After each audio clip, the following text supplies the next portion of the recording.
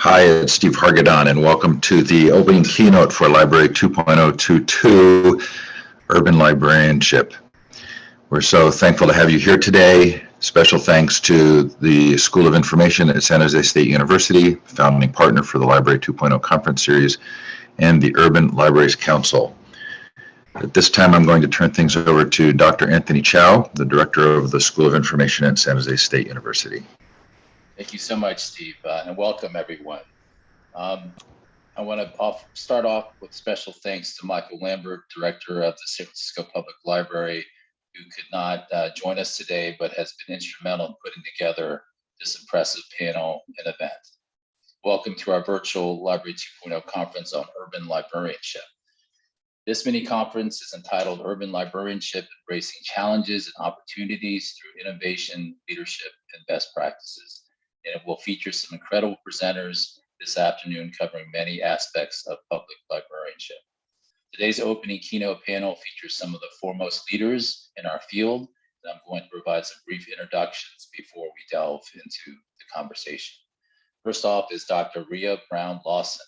She has served as the Executive Director of the Houston Public Library since 2005. The Houston Public Library is the largest public library in the state of Texas, serving over 2.2 million people through a network of 42 locations. It ranks 7th among the largest public library systems in the United States in terms of population served. She has had a prior stop at Detroit Public Library, Brooklyn Public Library, and the iconic Enoch Pratt Free Library in Maryland. She holds a Bachelor's of Arts from Morgan State University in Baltimore, an MLS from the University of Maryland, and a PhD from the University of Wisconsin-Madison. She has also previously served on the board of the Urban Libraries Council, one of the partners for this virtual conference. Welcome, Dr. Lawson. We're also joined by Kelvin Watson, Executive Director of the Las Vegas Clark County Library District. As director, Kelvin oversees 25 branches spanning 8,000 square miles and a collection of 3.2 million items. Kelvin has had prior stops at the Broward County Library System in Florida and Queens Public Library. He was named the 2021 winner of the Margaret Monroe Library Adult Services Award, sponsored by novelists, for his dedication to implementing new and innovative ways to meet customers, both existing and new, where they are, with initiatives targeting non-traditional library users. Welcome, Kelvin. We're extremely fortunate to have our new ALA president, Lessa Pelayo-Lozada, as a panelist today. Lessa is the 22-23 president of the American Library Association. She has completed a 3-year term as ALA executive board member, and a 2-year term as chair of the steering committee on organizational effectiveness. She's also the executive director of the Asian Pacific American Library Association. As a library professional, Lessa serves as the adult services assistant manager, Palos Verdes Library District. She earned her MLS at UCLA and began her career at the County of Los Angeles Public Library's Lomita Library as a page, has worked as a clerk, children's librarian, teen librarian, and adult services librarian. Welcome, Lessa. And finally, certainly last but not least, rounding out our panel, we have Chris Brown, Chicago Public Library Commissioner, and also a proud Spartan alum of the SUSU School of Information.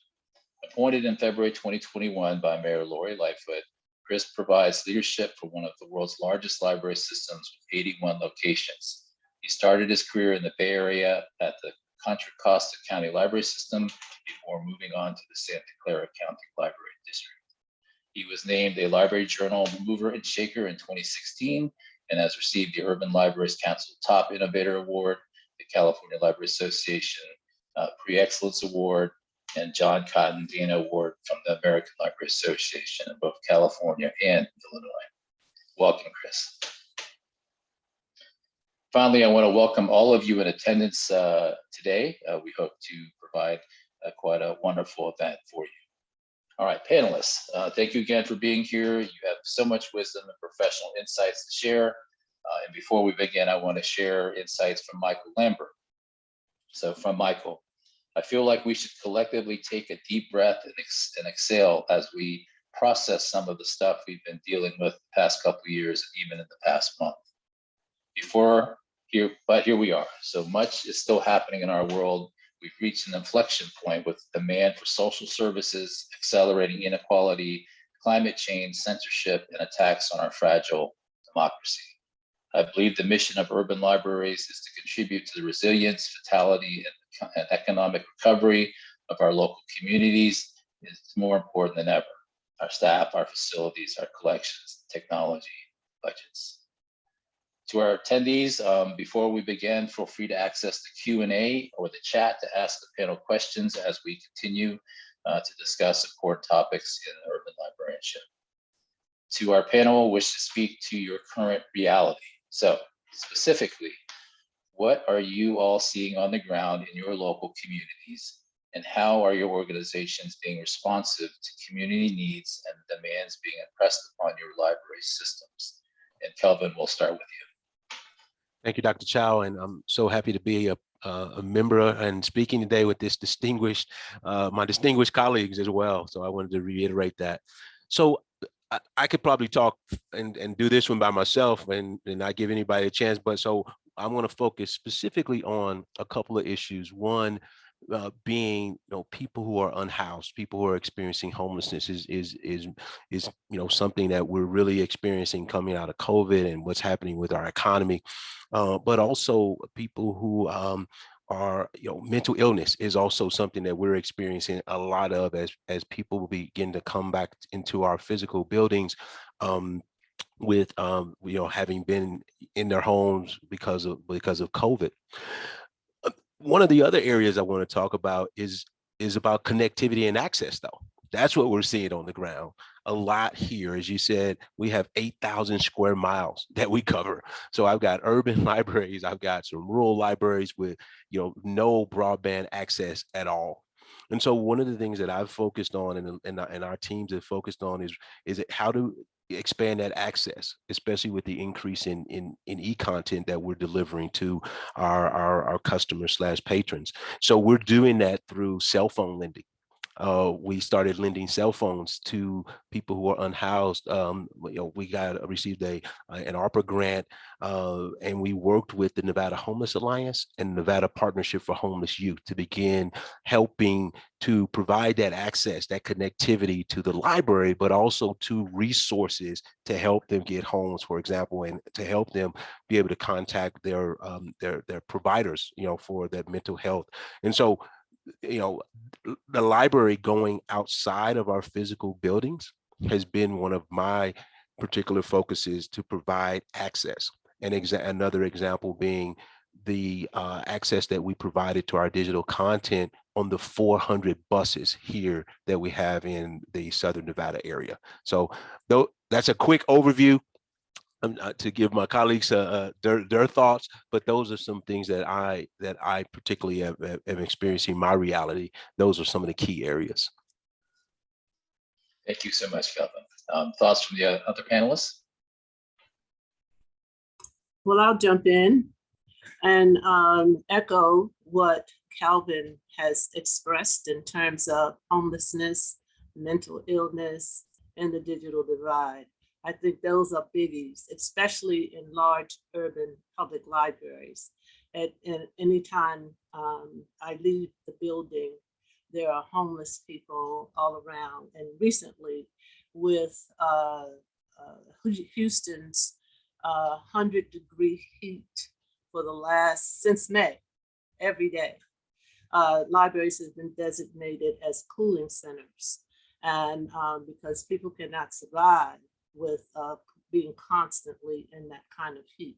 So we've been opening on days that we sometimes are closed so that the homeless and anyone who needs to cool down can come in.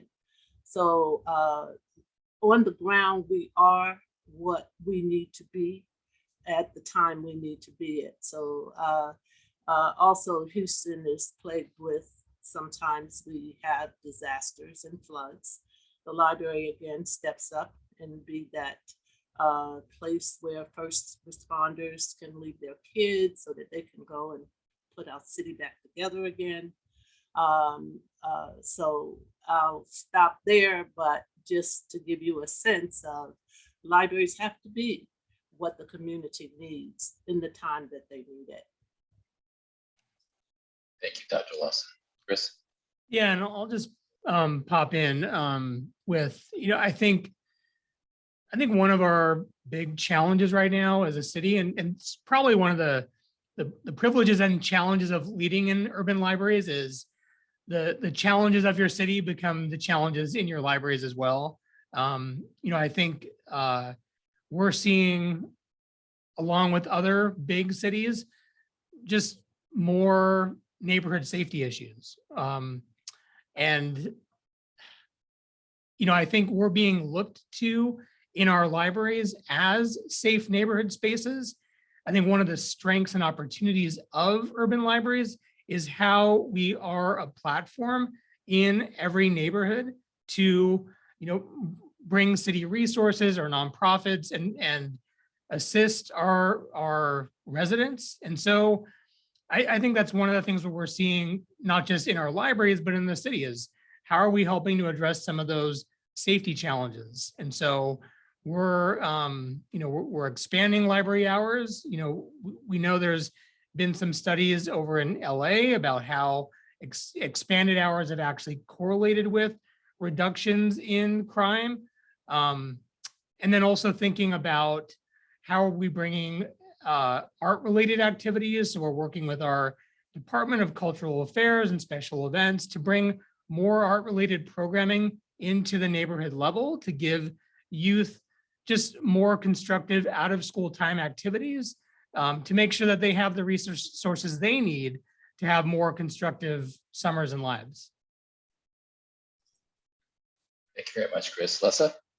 Yeah, and I mean, we've seen what Kelvin, Chris, and Dr. Lawson have outlined is exactly what we're seeing in our communities, right? And what we're seeing in communities across the nation. A lot, and what's coming out of that is a need for wellness, I think, and also connection with one another and returning to each other's humanity, right? And really rediscovering ourselves and how we relate to one another, through the trauma that we've all experienced, but also the trauma as library workers. We're not exempt from it, right? We're on the front lines helping folks, but we're also still processing and going through it.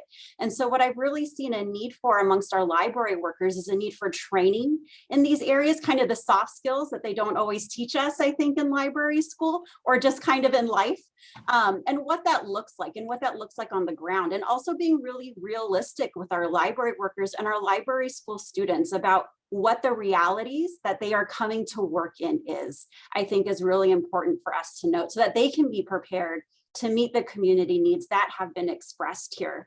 And so that's, like I said, a lot of training, but also a lot of scripting, right? It's a lot of practice, because we can give all the training in the world, but if we don't get to practice it until we are confronted with some of the more difficult conversations and situations, it makes it really difficult to serve our communities in the best ways. So that's what I would add to this question. Thank you so much. All wonderful responses. And actually a good segue to the next question, which is really, it certainly is a more challenging operating environment these days with what you all are describing and how urban libraries are trying to adapt. For some time now, there's been a palpable tension in our field about the reality and rewards of working in urban environments. So this next topic is, I imagine many of your staff or many of the aspiring librarians in attendance today are wondering, what did I not learn in library school?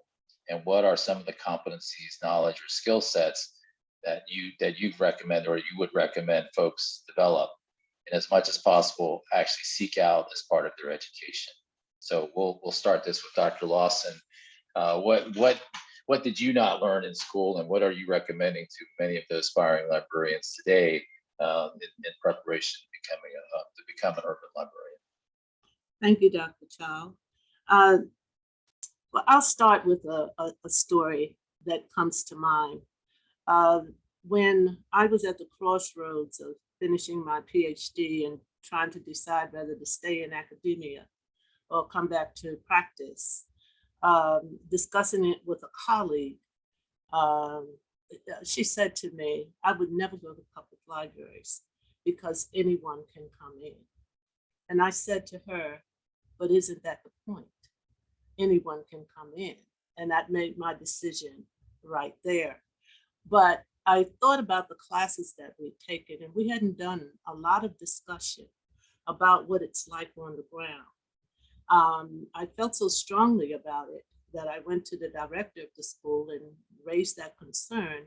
And she gave me an opportunity to teach, design and teach a class on multiculturalism and working in the urban public library. What is sad about that, I was grateful for the opportunity and proud that we had overflow classes because they were the students were hungry for real life experience, and I came to that experience after having several years of working in Baltimore. And so what was sad though is when I left the program, so did the experience for other students.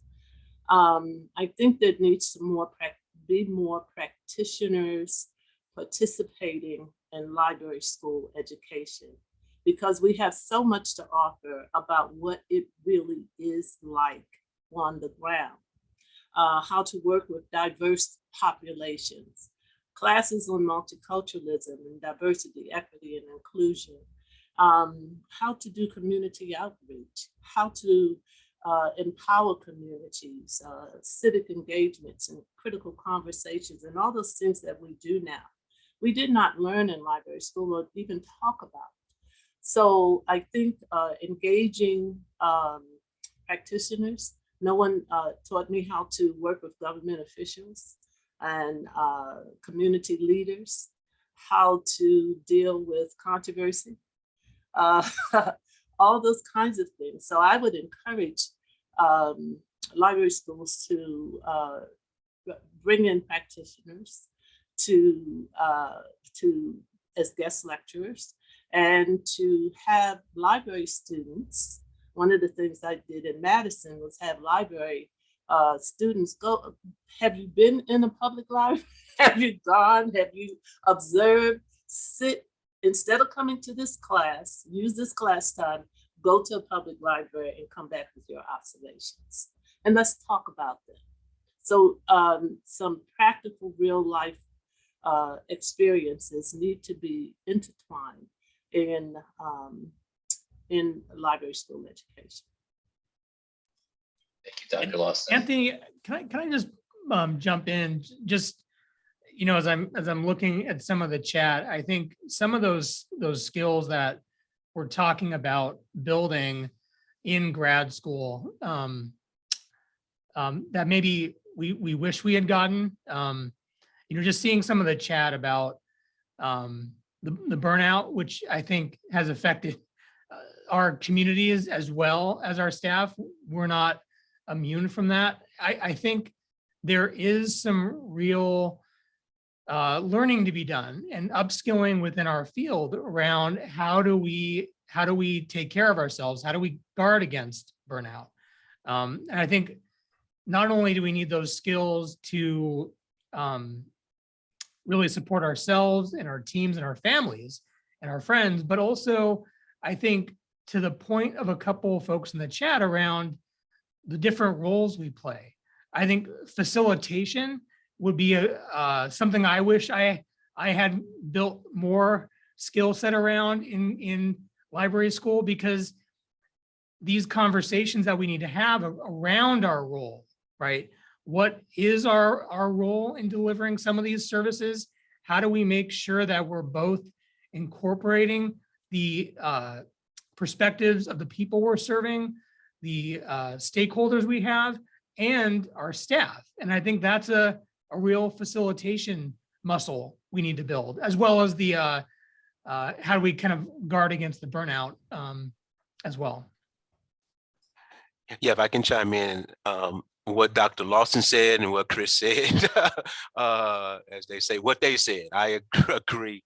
I think what I would add, you know, as I'm watching the chat as well, you know, that we as library leaders, we are recognizing the burnout. I'm burned out, but there also is for us as our roles as leaders, we still are responsible for making sure that the services are provided to the community. And we have to also recognize that there's been a paradigm shift much sooner than we anticipated with COVID for the services sometimes that we either have to fill in for the community and or point the community in the direction of those services. And some of that as a leader, and I have these conversations all the time with other leaders, library leaders, as well as in the community, how to make sure that the library is relevant in this time. And sometimes when we feel, to answer some of the questions in the chat, sometimes where we see ourselves as leaders, we not necessarily that we are wanting to fill in that gap and be the holistic community anchor. It's just, that's what we are. To Lessa's point, this is the reality.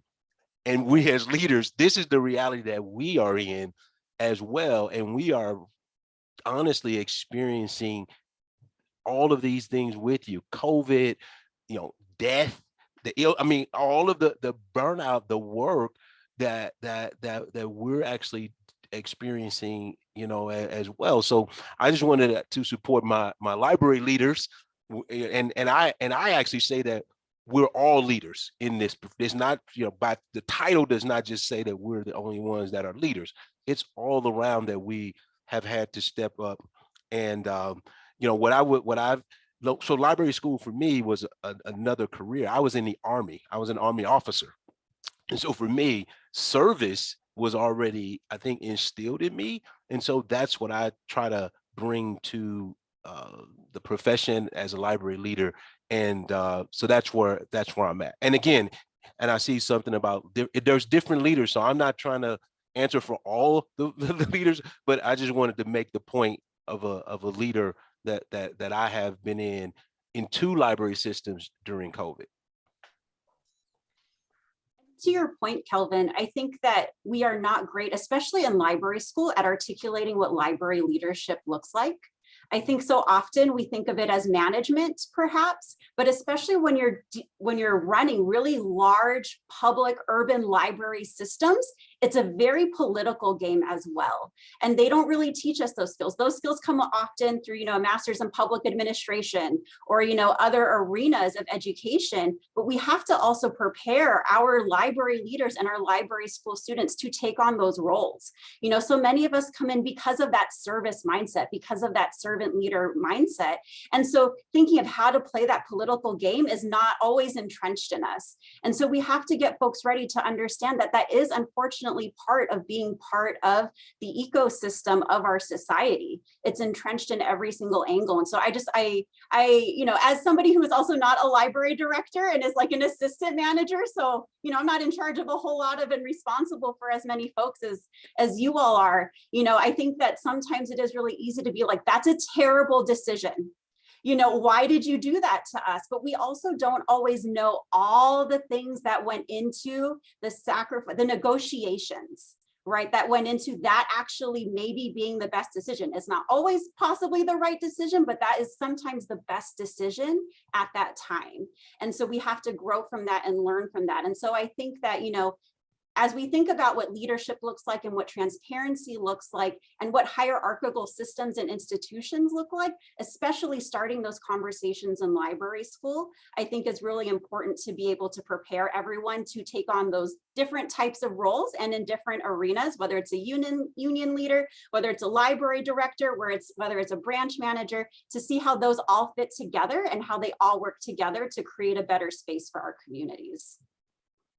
If I may, Dr. Chao, to Lessa's point, usually there's an opportunity to take courses outside of the library school, as an elective.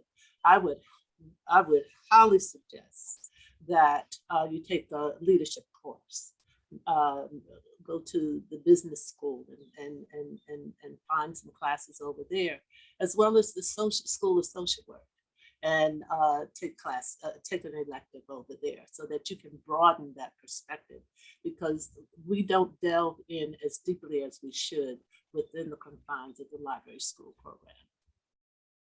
Thank you. Thank you for everybody's comments on this. And I think really this is another example of lifelong learning. So regardless, as an LIS educator, regardless of what we try to provide in our formal education, it is always a learning moment for all of us at every level, right? And I think that you're hearing those words of wisdom. The other thing I would say is I'm delighted that this will be transcribed. And so one of the things that we are thinking of doing is developing a new library administrator certificate. And I think that's also an ongoing, evolving role as everything shifts and changes. So, all right, so let's move on to another hot topic, safety and security. So we all know that operating libraries in urban environments can be extremely tough sometimes. Safety and security is a top priority for library administrators. How do you balance keeping your staff safe, caring for your staff, and providing a safe and welcoming experience for patrons at the same time? So Chris, let's start with you. How do you strike this balance in Chicago? And then we'll reach out to the rest of the panel. Yeah, and I feel like I think this is like a field-wide conversation that we've been having for probably the last decade. You know, I think even when I was an adult service librarian, I had a branch I was at where we had a probation office right next to the library. And so we would constantly be seeing people coming in with substance abuse issues or housing insecurity, mental health issues. And I think in a large urban library, that's also really at play. And so I think it comes down to really good communication and process. I think from a policy level for library leaders, making sure you have very clear parameters for your staff so that they're clear on what to enforce, and when there is something that threatens people's safety, how do we respond? I think that has to all be really clarified. Making sure you have your incident system so there's good communication. So something that happens, you know, at one branch, just making sure that, you know, everyone in leadership is aware of it, that your whole work, your staff at that location is very aware. And then I think it also comes down to ongoing training. So it's making sure that we're trained up on how do we deal with mental health issues, making sure that staff feel empowered. So if there is anything threatening their safety or public safety, that they know how to respond, and that they'll get the support that they need. I think the reality of having library service to the size of our cities that we're talking about, there are going to be incidents just due to the scale. And so I think it's just important to think about how do we respond to those in the most humane way. So when we've had more extreme incidents, we've tried to really think about, okay, given what staff just saw, like that was in their work site, they shouldn't be exposed to that. And so we really need them, you know, take off the rest of the day, go home, think about, do we need to close that location due to the severity of the incident? And they're not one size fits all scenarios. They're very contextual. And so I think it just requires good communication and then follow up by library leadership to make sure that we're responding appropriately. Thank you, Chris. I really like your emphasis on the humane side of things as well. So the rest of the panel, what are your thoughts on safety and security? So I'll chime in. Certainly, I concur with Chris's comments as well. I'm going to talk specifically about the training aspects of safety and security, around active shooter training, for example, right? That's a reality, not just in urban areas. That's a reality everywhere. You can't go anywhere now, so you need to work on and be prepared to train. When I was in Broward County, the library system, as part of the county, we were the only agency initially that did active shooter training. across, and we did it at every branch with the local police departments in every one of the cities. And literally after we finished the training at the main library, someone was actually shot outside the library and ran into the library. But because we had done that training, the staff was prepared. We knew how to, evacuate the building. Everyone understood run, hide, high fight. And so that to me is one of the priorities when it comes to safety and security. Another is, supporting my staff when it comes to our code of conduct. And that, when we have customers who aren't following the code of conduct, for example, verbally assaulting staff that could escalate, right? That we are applying it, we're trespassing those folks.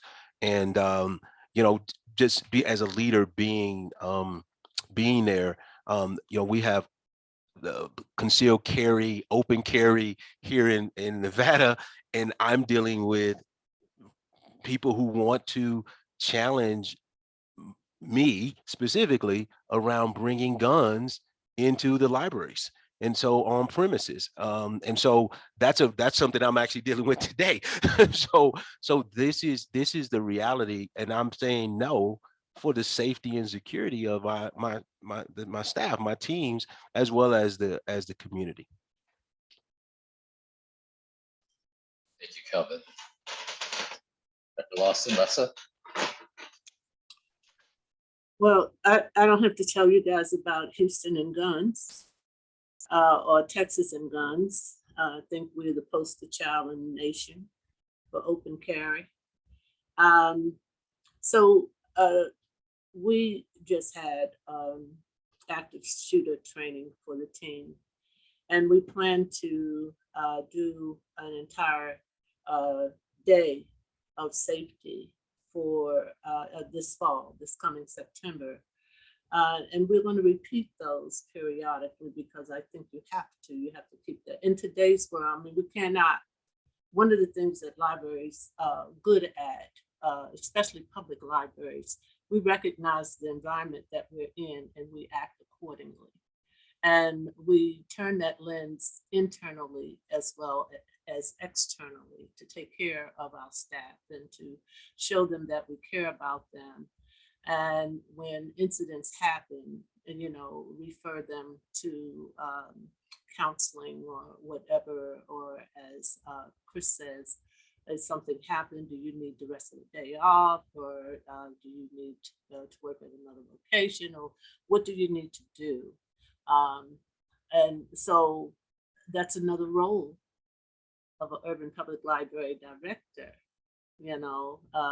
understanding, and we call it turning on a dime, because no 2 days are alike, no two situations are alike. And when you have multiple locations, what happens in communities are different.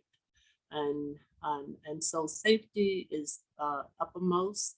My budget feels it because we have armed guards walking around. I know there's mixed feelings about that, but I need the campus to feel safe for people who come and use it. And so that's the decision that we've made. Thank you, Dr. Lawson. And the only thing that I would add is just communication, right? Especially on a library worker level with your administration, with your union folks, communication about the things that you're seeing. Because our administrators are not always on the front lines, right? They don't always know quite what we're experiencing. And so it's really heartening, I think, to hear from 3 administrators, about the care and feeding of library workers and the importance of that. Because if we are able to do our jobs and we feel safe as library workers, then we can create safe environments, right? Then we feel empowered when we have the training to be able to set those boundaries, with our patrons, and to be able to create realistic expectations of what the environment is going to be like. Somebody may be set off because a child is being loud, and that just kind of triggers them in some kind of way. You never know what is going to happen, but just emphasizing that training and that practice over and over again, and having it, be sometimes more than once a year as we're going into these things, and having those mental health trainings is just of the utmost importance to ensuring that we have the tools we need. Thank you, Lessa. Thank you, guys. So this is a question that also is very close to San Francisco Public Libraries and Michael. So how do we respond to climate change? So in San Francisco, they've seen their libraries put into service as cooling centers or air respite centers. How are your libraries working to combat one of our greatest threats to the planet?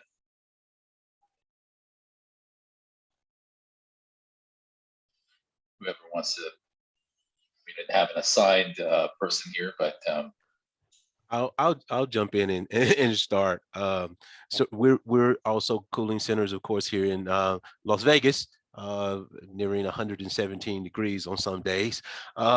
So definitely we're that, but you know, we're doing a lot with resiliency, looking at, you know, how we build our future library buildings, making sure that they're LEED buildings, for example. And that we are, again, focused on the planet and the community. You know, with climate change, you recognize some of these natural disasters that are happening, the hurricanes, right? So when I was in Florida at the Broward County Libraries, we were focused on hurricane preparedness, continuity of operations for the libraries as well as for our collections. And so training, resiliency training, those are the things that we focus, that I've focused on specifically in the last, I guess, 3 libraries, because when I was in Queens, Hurricane Sandy, we had a hurricane in New York City.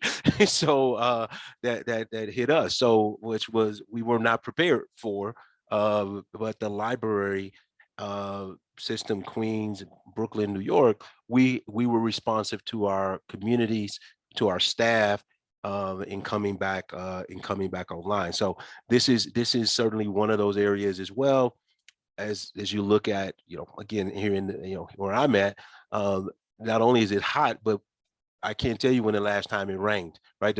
We have water shortage. So we're focused there as well. Just a lot of other issues that, as a library director, I have to be concerned about it just being, here and being a part of the community. thank you, Kelvin. Other thoughts from the panel? Yep, yeah, so, I think when we think about climate change, right, climate change most often impacts communities of color, right? Because we're kind of at the front lines of that. And so when we're thinking about that, I also want to bring in just the concept of the triple bottom line and that role in sustainability, right? So we have to be environmentally sound, but it's also being economically feasible and socially equitable. And so all of these things are tied together. So like in our library, our board put forth, a resolution that we would try to be as sustainable as possible. It's a very broad thing, right? So, we reupholster our chairs. We don't just buy new chairs. We look for the greenest solution possible. We try to use as many green chemicals as we can, but it also means that we have to be committed to racial equity, right? We have to be committed to diversity, equity, inclusion. And so with that comes, a team that does that surveys staff, that also surveys our community and provides those resources to our communities. And then also looking at, the economic part of it. I work for a special district. And so the way that we're funded is through property taxes primarily, as opposed to sometimes, folks, however else other folks are funded. But what it means to be good stewards, I think, of the public's money as well is really important in the ways that we think about climate change and sustainability in all of our types of libraries. Thank you, Lessa. And some of the ways that this is coming up in Chicago are through our budget process. Our city is putting money into adding solar paneling to a number of our libraries, because we've shown that the majority of our carbon pollution from our city is coming from our capital, from our buildings. And so that's one way. I think to Lessa's point, we have city departments that are really working on more greening throughout the city and showing how the presence of just simply more trees correlates and has impacts on crime levels. And so especially violent crime. And so I think there's ways that we're addressing this as a city library, but then also as a city around just planting more trees and greening spaces. I think as an administrator, the cooling center element that I know a lot of us play, one of the areas that we really need to do work and can improve more is getting to a lot of that HVAC work really in the downtime months in the winter, because I feel like sometimes with capital and buildings, we're waiting to schedule work or enhancements, and that it really needs to be done proactively before we get to the warmer months, so that our public and our staff are in cool buildings and we don't need to shut buildings down. Yes, Chris. Delayed maintenance is a problem across the board. And we, scramble sometimes to make sure that air is everywhere, especially when you have multiple facilities. But a lot of this is that we need to rewind and press play.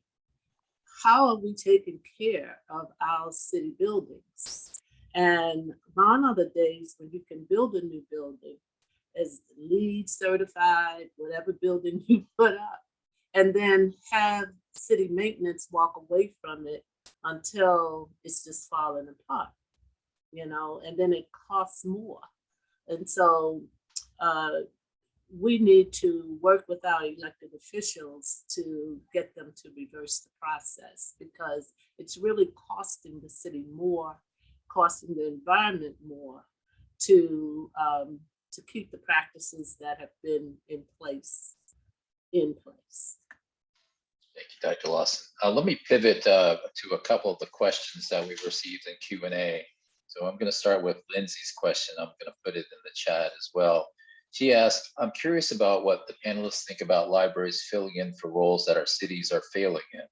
I'm thinking about cooling centers and also social services to patrons. What is the library's role in the community? And if I could chime in, I think this is such a hot topic right now in the library field, and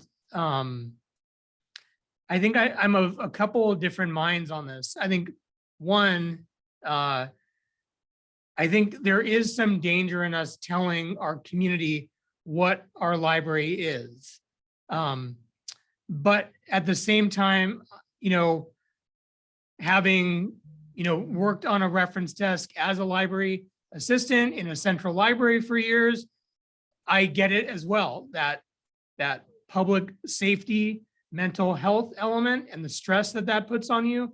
And so I do think we do need more dialogue and more thought into, well, to play a specific role, what do we need as the library to do that?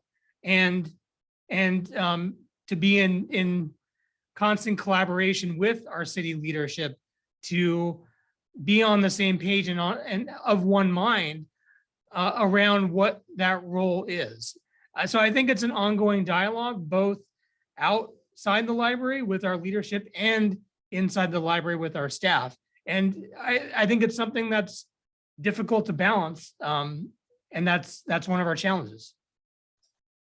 Thank you, Chris. And what I would encourage the panel, I put the question in the chat, so feel free to continue responding to that just for the sake of time. So I just wanted to ask one more of the questions from Indira. She asked, what strategies do you suggest to the librarians on how to bring back our patrons in the post-pandemic era?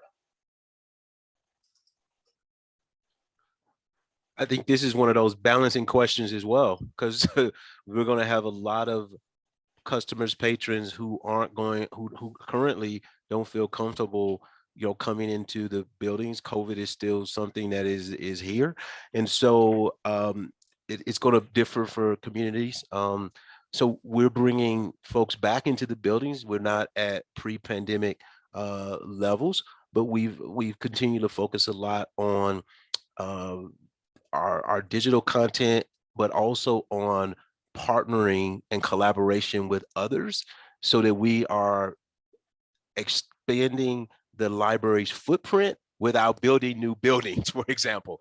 So part of it is we may not ever get back in some communities where we were pre-pandemic that's one of the realities that we have to deal with as library leaders.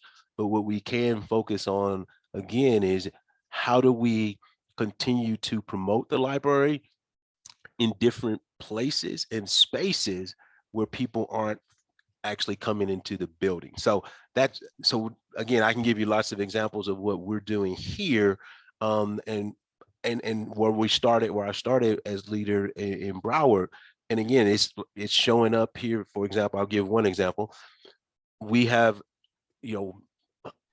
hundreds of hotels here in Las Vegas. And so what I've been doing is partnering with these hotels to expand our footprint, our partnership, not just with the people who are visiting the hotels, but the hotel workers, for example, who aren't able to actually come into the physical library and expand the library to their families, for example. So that's one of the examples that I'll share. And as in, there has to be some proactive outreach to what Ria said earlier, versus waiting for people to come back into the library buildings. Mhm. Great, thank you, Kelvin. So, Yeah. Yes, Dr. Lawson. I think Kelvin, and I'm sure my other colleagues will agree that we've had a paradigm shift, and we just need to be that library that we need to be, in all that means. It's interesting. I heard my pastor say Sunday that attendance is down in churches and other gathering places around the city because people just aren't sure yet. That's one reason. Another reason, they've become comfortable in the digital space. And many of the services and gatherings are offered in a hybrid format. We're doing it with our programs, as I'm sure you are too. And we get as many or more on the digital end than we do actually coming into the building. And so that may be our way forward until something else shifts that. But I think libraries are that kind, public libraries, especially in urban centers, and all public libraries have to be with the community. We have to show up being what the community needs us to be. Great, Dr. Lawson. And I'm also wanted to say that my work with the tribal communities, one comment that one of our partners told us is that they never were able to attend each other's powwows before, but due to the pandemic, because the powwows went online, they actually learned much more about their other tribal communities than they ever have before. So I think there's many opportunities, as Dr. Lawson and Kelvin said, to access more people in different ways. So let's move to, and this is a quote from Michael. So much of our work as librarians is the day-to-day of delivering public service, but increasingly focusing on higher level functions, relationship building, developing partnerships, fundraising, advocacy, and community engagement. So Lessa, as library professionals at all levels of leadership, how can we shape and support a healthy organizational culture in our institutions to foster more empowerment for our staff and accountability for ourselves as we center community? So I think it's really important to remember that you don't have to have a title to be able to lead, right? We can lead from any position. And it's really important for us, especially those who don't have the title, to understand what that looks like.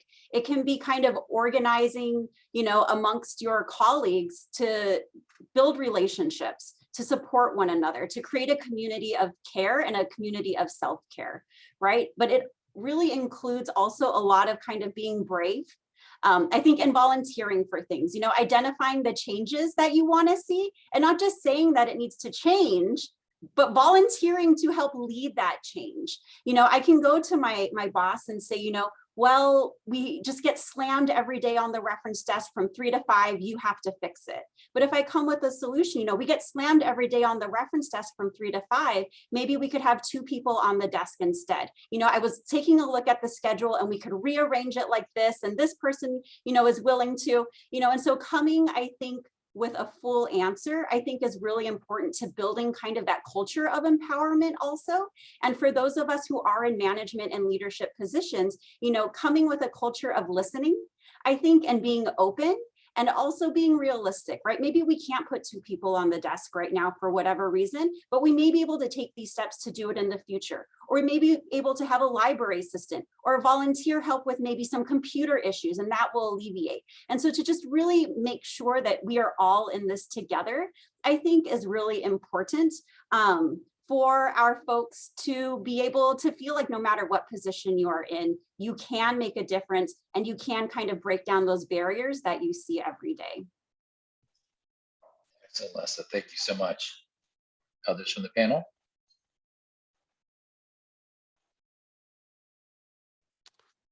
Really quickly, I concur again with Lessa. Like I said, what she said, I agree what she said. But what I would add is, you know, fostering that empowerment of our staff, accountability, and others. When I got here last year, working with the team in Las Vegas, we actually built our strategic plan around empowerment, from the bottom of the organization up and the top of the organization down. And so this process is really focused our staff on working with different partnerships, right, and partners in our communities, that it's okay to go outside the library building. You don't have to stay in the building all day. You know, if you have a community center that, for example, that's right next door, and you have extra summer meals available. And so instead of throwing those summer meals away, go next door and say, hey, we have these, we're doing this this summer, you know, feeding the community, and we want you to take advantage. So those are examples of having people feel that empowerment and actually actively participating in the process and offering ideas. One of my things as a leader that I always say is, get me to a yes. The answer isn't no, get me to a yes, right? And the solution that Lessa talked to are spot on. So I'm going to say yes more often than I say no, but the goal is to get me to a yes. Excellent. Other thoughts? Yeah, I agree that you can lead from any point in the organization. And when I do classes or lecture about leadership and versus management, leadership always is something that people think that they cannot do because they don't have a title. And I think that, again, inserting that into library school education and in the culture of organizations, that everybody has a voice, everybody is a living, breathing, thinking individual. Everybody should be respected for their thoughts. And if there is a solution to an issue that is happening at the library, they should not hesitate to bring it forth because they don't have a title. That's the kind of environment that we try to perpetuate here, and that I advocate for when I'm talking to future librarians. Thank you, Dr. Lawson. So for time's sake, let's move to the final question. And really, this is a kind of a closing thought from all of you. So with COVID accelerating the disruption in our industry and the newfound opportunities to partner with our local city and county family, nonprofits, CBOs, private sector, I'm curious, this is Michael, based on current trends with funding, utilization patterns, and the need for public libraries to address racial equity, how do you see the profession evolving to help our communities thrive and support our residents in living their best lives? Nothing like a great big question at the end. Well, we've covered a lot of it. I think previously, in my opinion, and what I would say is that it's that active, proactive outreach. That would be, big question, right to the point, direct answer would be it's the proactiveness and connecting with the community. It's doing things like, we did here with the housing authority, low income housing, where there's a lot of our, minority residents, where we took the opportunity to with the emergency connectivity funds. We had Chromebooks. So we partnered with the housing authority to provide those resources to those residents in the housing authority, for example. It's that type of thinking, proactiveness, and then we also talked about wraparound. We actually presented at their family, or we participated in their family day, where the library, we were talking about the library in general and our wraparound services and our programs and other things. And so there's a lot, this answer could entail, but it's that proactive, active outreach that I would say. And looking, oh, go ahead. Oh, go ahead, Lessa. Just because my answer, which is partnerships, so I feel like it dovetails really nicely with Kelvin, but partnerships also where we don't normally look for them. We often look for partners in other social services and other literacy related arenas, and we need to look towards like AARP, right? Like Human Rights Campaign, and think really big also, right? There's like our local community partners, but there's a lot of national partners who will support libraries as well. So that's my short answer. Mm-hmm. I think getting focused back on our strengths, like what are the strengths of working in urban librarianship, and really keeping focused on those. I think with the past couple of years, I think there's a lot of care and feeding that needs to happen right now, and really emphasizing, and thinking about not only our strengths as an urban library, the ways that we add to the aesthetic of cities and the development of the physical footprint in our cities, but also thinking about the strengths of our teams and just becoming more strength-based organizations about our institutions and about the people that we work with. Mm-hmm. I think I agree with all my colleagues, and I think a part that I'd like to add is we need to understand what we're not doing anymore, what we're shedding as we have to take on new roles, or we're required to take on new roles. We can't do everything. And every now and then we have this conversation among the team about who's really coming to all these programs, and if we need to, not do as many and focus in another area because the community has shifted, and the needs of the community have shifted. And so let's get off a treadmill and every now and then reassess. And as Chris says, play on those strengths. What are we doing really, really well? And I asked the question of the team, what do you want the community to think about when you say Houston Public Library? You want them to say they do X, Y, and Z really, really well. And what are those things? That's what we have to, because everybody's resources are stretched. And we don't want to be all things to all people, because we cannot be. But playing on our strengths, as Chris so eloquently described, I think, means also shedding some of the things that maybe a few people on your staff are really married to, that we need to work with a good divorce lawyer. Thank you, Dr. Lawson. Let me conclude by some words from Michael Lambert. Again, special thanks to him, Director of San Francisco Public Library, and bringing this distinguished panel together. So from Michael, I have nothing but gratitude and respect for the work each of you are doing in your local communities and for the contributions you are making to our industry. Thank you so much for giving our virtual audience such expert insights into our dynamic profession. In San Francisco, I often remind community leaders and other stakeholders that the library is the most democratic of all institutions. I firmly believe that libraries deliver democracy as we continue to anchor our communities. This year marks my 30th year of working in public libraries, and I count my blessings every day that I have the privilege of public service as a career.